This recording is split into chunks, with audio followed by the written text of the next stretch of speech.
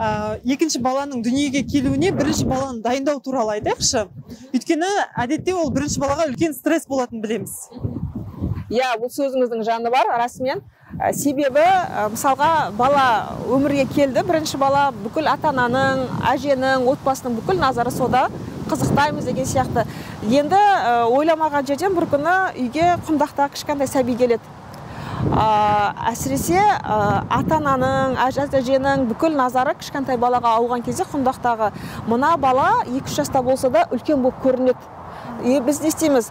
Ары бара тұр, бөпе әлі кішкентай, оны шомылдыру керек, бөпенің тамағы, бөпе ұйықтау керек, тыныш отыр, ойыншығымен қатарсатпа деген сияқты балаға көп деген ескертулер, тыйымдар көбейе береді. Бала өзін шет қалғандай керексіз сезінеді.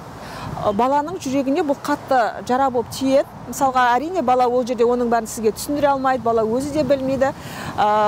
Баланың, мысалға, отбасындағы самооценкасын дұрыс қалыптасуы да осы ата-ананың қарым-қатынасынан басталады. Бала есейген кезде қанша жерден оның көйлегі көк, тамағы тоқ болып тұрса да, болмаса ересек өмірде, барлық жан-жақтан өмірде көптеген дүниелер қолжетімді болса да, кішкентай кезінде ата-анасынан өзін керексіз, жаңағы вниманиясыз қалған бала самооценкасы төмен болып, ішінде сол бала кейпі қалып қояды.